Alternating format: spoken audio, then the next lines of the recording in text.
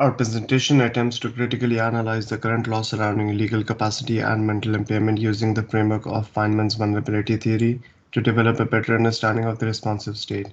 We will argue that the current law is based on the ideology of legal liberalism. Greer, a prominent vulnerability theorist, describes the liberal legal person as decontextualized, hyper-rational, and stripped of embodied particularities. Feynman's vulnerability theory proposes an alternative, a contextualized legal individual who is vulnerable and acknowledges the inevitability and normality of dependency throughout our social existence. Noddy notes that there is constant tension in law between abstract individualism and social realities. Through the lens of vulnerability theory, we will address how this conflict manifests itself through the laws surrounding legal capacity and mental impairment. This presentation will argue firstly that the Mental Capacity Act does not adequately function as a tool of a responsive state. It will also argue that while Article 12 provides a preferable alternative, it is open to a degree of criticism. Finally, we will argue that to ensure that the law shifts towards a system that recognizes universal human needs, it is quintessential that such a shift recognizes humans as socially contextualized beings. A mental impairment is defined by a person having a condition where their mind is damaged or does not function properly. It should be referred to as a disability to try and remove the negative stigma regarding the definition, stigma such as constantly requiring support and help. The Mental Capacity Act of 2005 sets the requirements and criteria for when a person is seen to lack mental capacity and would rely on a decision to be made on their behalf for them, which negates their legal capacity, therefore it is not in line with the responsive state. If the Act were to be applied accurately, the appointed decision-maker would make a decision in best interest of the individual, considering their wishes, shown by the case of Aintree Hospital University Foundation Trust versus James. However, the Act leaves too much room for subjectivity. It revokes a person's autonomy based on the outdated liberal position that a person who is mentally impaired is incapable of choosing what is best for them. The Act therefore fails to consider that the individual's ability to make a decision, defined under Section 3, subsection 1 of the Act, could be impacted by a lack of knowledge or awareness of the topic matter due to limited access to resources to facilitate their understanding, which is ultimately a failure of an unresponsive state as understood by Feynman's vulnerability theory. Thus, the individual may be held back from having autonomy under legal decisions because of a lack of resources due to the responsive state. Whereas Article 12 shows a slight improvement, shifting towards a social model, which recognises that a liberal approach to mental capacity sets a standard so high that few non-disabled people can ever reach it. Our universal vulnerability means that we are all dependent on support and relationships, and Article 12 strives to integrate the understanding of social connectedness into our legal framework through facilitated decision-making. A significant change to the legislation and criteria would allow for the distinction and separation between legal and mental capacity, therefore allowing some autonomy to the affected individuals, and it would begin the movement to change the unrealistic and unattainable standards of the liberal legal person under the law. A responsive state would therefore amend the current legislation to be more accommodating to those who are currently ostracised within the law and to challenge the ideals of the perfect legal subject. Viewing disability in a socio-contextual way leads to a responsive state which focuses on establishing the right environment and relationships instead of someone's internal ability. A responsive state means establishing a response which does not disempower any group of people. Key questions arise here. With supported decision-making, how can we be sure the decision is the individual's own? Shouldn't we focus on protecting non-autonomous people from the risk of undue influence? Ultimately, these questions are rooted in our liberal assumptions around autonomy. We are not all decontextualized social atoms, rather we are all dependent on social relationships.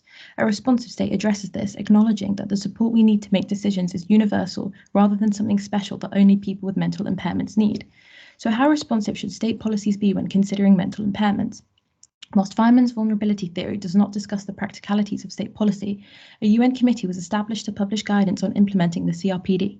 Described by Arnstein, Kerslake and Flynn as a roadmap for legal capacity law reform, the General Comment No. 1 from 2014 calls for the abolition of substitute decision-making to clarify the legislative intent of Article 12.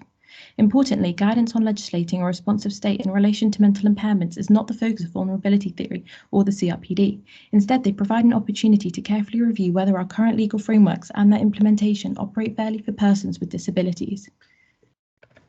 Currently, the legal framework for capacity is comprised of both the Mental Capacity Act and Article 12 CRPD.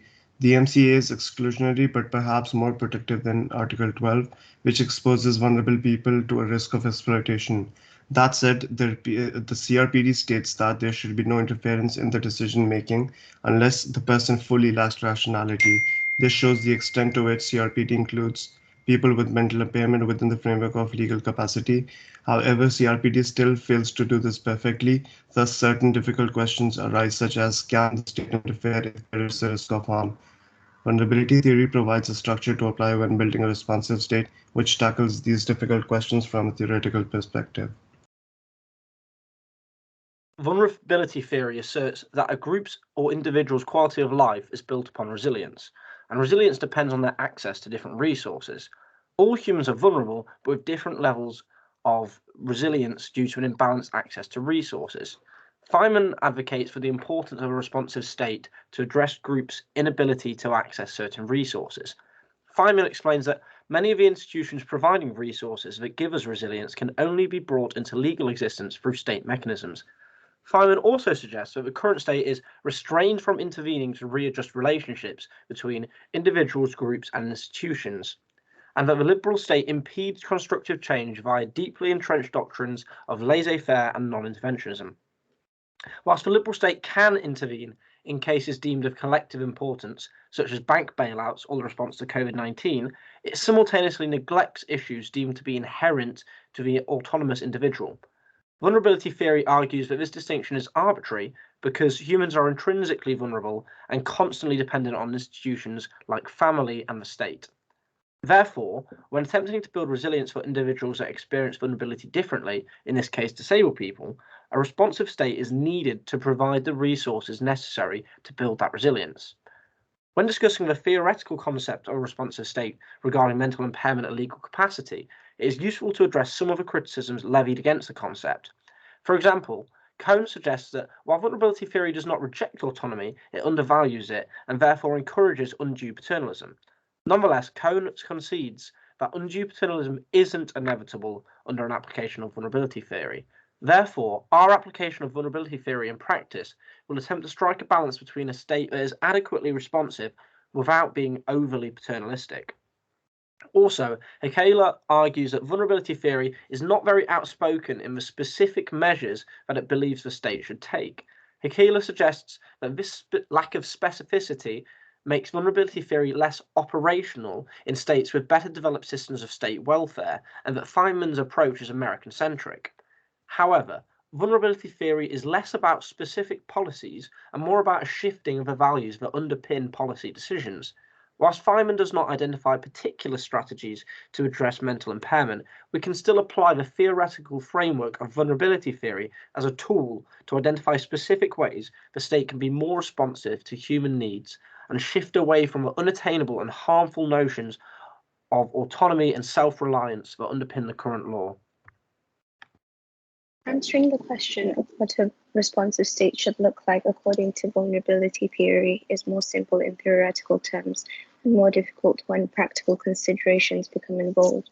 Our current legal framework inadequately articulates the rights of disabled persons in relation to legal capacity.